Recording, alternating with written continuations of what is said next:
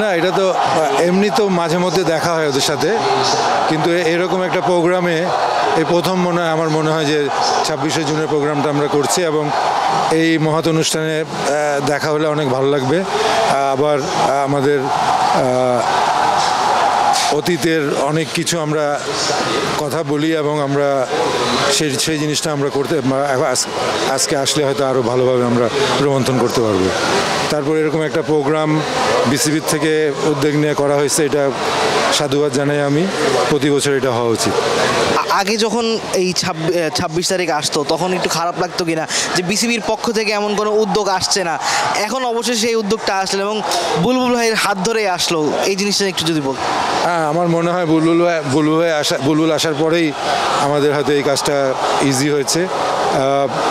বুলবুলকে সাধুবাদ জানাই। বুলবুল যদি এই কাজটা করে থাকে অবশ্যই তাকে ধন্যবাদ জানাতে হবে, এবং প্রতি বছর যেন এই কাজটা হয় আমাদের।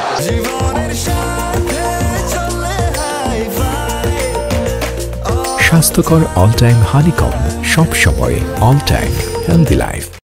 স্যার, আপনি যখন কথা বলছেন আমার সঙ্গে, ঠিক এই টিভি স্ক্রিনে দেখানো হচ্ছে সেই ঐতিহাসিক টেস্ট, একটু কি নস্টালজিক মনে হচ্ছে কিনা বা একটু কি ইমোশনাল মোমেন্ট মনে হচ্ছে কি নিজের কাছে? না, এটা একটু হতে পারে, কিন্তু আমরা এই জিনিসটা অনেকবার দেখেছি, অনেকবার মানে মাঝে মাঝেই দেখা হয় এগুলা, সেই জন্য আমার কাছে মনে হবে না। তারপর আমি বলবো যে আজকের অনুষ্ঠানে আমরা এই জিনিসগুলো আমাদের কাছে অনেক বিরাট ব্যাপার হয়ে দাঁড়াবে। স্যার, আপনার হাত ধরেই প্রথম টেস্ট খেলা, 25 বছর পর আমাদের টেস্টের উন্নতিটা তেমন নেই, আসলে আমরা কোথায় পিছিয়ে আপনার কাছে মনে হয়? না, উন্নতি আছে, উন্নতি আসলে ক্ষীণ, মানে যতটুকু উন্নতি হওয়ার কথা ছিল ততটুকু হয় নাই। আমাদের আরও অনেক উন্নতি করার কথা ছিল। আমি আশাবাদী যে বর্তমান যেই ক্রিকেট বোর্ড এবং কর্মকর্তা আছে তারা চেষ্টা করবেন ক্রিকেটটা যেন আরও উত্তরোত্তর বৃদ্ধি পায়, এবং 4 ডে ক্রিকেটের জন্য ক্রিকেট বোর্ড যেন সব রকম ব্যবস্থা নেয় 4 ডে ক্রিকেট ইন্টারেস্টিং করার জন্য, চ্যালেঞ্জিং করার জন্য। স্যার, টেস্ট ক্রিকেটের ডেভেলপমেন্টের জন্য ঘরোয়া ক্রিকেটের মানটা আরও বেটার হওয়া কতখানি ইম্পর্টেন্ট? আপনি খুব কাছ থেকে ঘরোয়া ক্রিকেটটা দেখেন, কোচিং করান, আপনার কাছে কি মনে হয় এই জিনিসটা ডেভেলপ হওয়ার জন্য এখন কি কি পদক্ষেপ নেওয়া উচিত? না, এটা তো স্বাভাবিক। আমরা বিপিএল নিয়ে যেই উন্মাদনা 4 ডে ক্রিকেটে সেই উন্মাদনা নাই। 4 ডে ক্রিকেটে যদি আমাদের সেই উন্মাদনা আসে, আপনি যদি দেখেন যে ম্যাক্সিমাম ন্যাশনাল টিমের প্লেয়াররা 4 ডে খেলতে চায় না, এখান থেকে বোঝা যায় যে এখানের আকর্ষণটা অনেক কম। এই আকর্ষণটা বাড়াইতে আমাদের প্রিন্ট মিডিয়া, ইলেকট্রনিক মিডিয়া, এদের সবাই এগিয়ে আসতে হবে। ক্রিকেট বোর্ডকে আরও ইনসেন্টিভ চালু করতে হবে যাতে প্লেয়াররা ক্রিকেট খেলার জন্য, টেস্ট খেলার জন্য, 4 ডে ক্রিকেট খেলার জন্য ইন্টারেস্টেড হয়।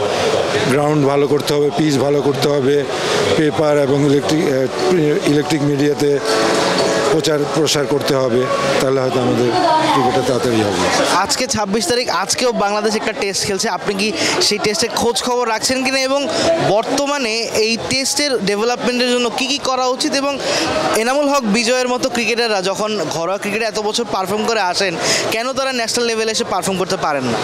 এনামুল হক বিজয় লোকাল ক্রিকেটে ভালো, আমাদের দেখতে হবে কতবার টেস্ট ক্রিকেটে তাকে চান্স দেওয়া হয়েছে এবং কী রেজাল্ট করছে, সেইভাবে আর কি আমাদের করা উচিত।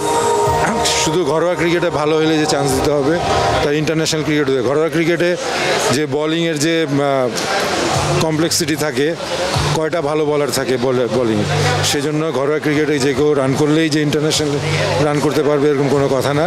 আমাদের দেখতে হবে আমাদের রানগুলা কী ধরনের বোলিং ফিল্ডিং এগেনস্টে করছে, সেই জন্য আমাদের ঘরোয়া ক্রিকেটে ইমপ্রুভ করতে হবে অনেক। আরেকটা প্রশ্ন, আমাদের সিলেক্টররা অনেক ক্ষেত্রে করেন কি যে টেস্টে ভালো খেলছে তাকে আমরা ওয়ানডেতে খেলিয়ে দিই, যেমন বিজয় ডিপিএলটা খুব ভালো খেলেছেন, তাকে আমরা টেস্টে খেলিয়ে দিচ্ছি।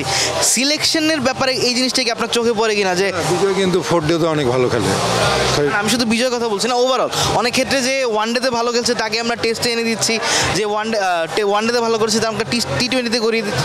মানে জিনিসটা হলো যে আমাদের প্লেয়ারের যে ইয়েটা কম, রেশিওটা কম, ভালো প্লেয়ারের রেশিও কম, সেজন্য ওই হয়তো এরকম হয়। আশা করে যে এই প্লেয়ারটা ওয়ানডে যেহেতু ভালো খেলছে, টেস্টে হয়তো ভালো খেলতে পারবে। প্লেয়ারের যে ক্যাপাসিটি, যে আমাদের ভালো প্লেয়ারের যে সংখ্যা, ব্যাটসম্যান সে 20-22 জন আছে, এদেরই ঘুরে ফেলায় খেলতে হবে, খেলাইতে হবে আমাদের। আরেকটা কোশ্চেন, নুরুল হাসান সোহানের ওয়ানডে স্কোয়াডে না থাকাটা কি আপনার কাছে একটু চমকপ্রদ লেগেছে কিনা, বা আপনি কি এক্সপেক্ট করেছিলেন কিনা যে সোহান ওয়ানডে স্কোয়াডে থাকবে?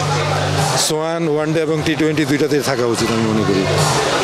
ওর যে পারফরমেন্স, টি-20তে সুপার পারফরমেন্স, ওয়ানডেতেও সে ভালো খেলে, আমার মনে হয় ডিজার্ভ করে সোহান। একটা কন্ট্রোভার্সিয়াল কোট আছে যে মিরাজ থাকলে মোসাদ্দেকের স্কোয়াডে জায়গা হবে না, যেহেতু অলরাউন্ডার। আমরা তো টি-19 ওয়ার্ল্ড কাপে 4 জন অলরাউন্ডার নিয়ে গিয়েছিলাম, এই জিনিসটা কিভাবে চেঞ্জ হলো, বা কেন একজন প্লেয়ারের জন্য আরেকজন প্লেয়ারের যায়?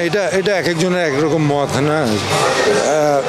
এটা একটা আমাদের টিমে already Naim Hasan off spinner আছে, মিরাজ আছে, সুতরাং মোসাদ্দেক ব্যাটসম্যান আগে, তারপরে অফ স্পিনার। কিন্তু টেস্ট ক্রিকেট খেলতে হলে একটা সলিড হইতে হয়, একটা ওই হিসাবে হয়তো সে বলতে পারে। ইয়েকে হয়তো বোলিং অপশনটা সেভাবে আনা হয় নাই মোসাদ্দেকে। As a batsman Mosaddek deserve করে, তারপরেও যেহেতু মিরাজ খেলতেছে, তার মতে এটা হইতেই পারে, বলতেই পারে, অসুবিধা নেই। লাস্ট কোয়েশ্চেন, এখন আমরা 3 ফরম্যাটে 3 ক্যাপ্টেনের যুগে প্রবেশ করছি, আগেও এটা ছিল। 3 ফরম্যাটে 3 ক্যাপ্টেন রাখাটা কতখানি ইতিবাচক বা নেতিবাচক হতে পারে বাংলাদেশে? এখন আমাদের দেশ ওরকম হয় না, আমি মনে করি না 3 ফরম্যাটে 3 ক্যাপ্টেনের মতো আমাদের সেরকম ক্যাপ্টেন আছে আমাদের দেশে, এত ক্যাপ্টেন আছে। আমার মনে হয় সাদা বলের একটা ক্যাপ্টেন থাকা উচিত আর লাল বলের একটা ক্যাপ্টেন থাকা উচিত। Thank you so much sir.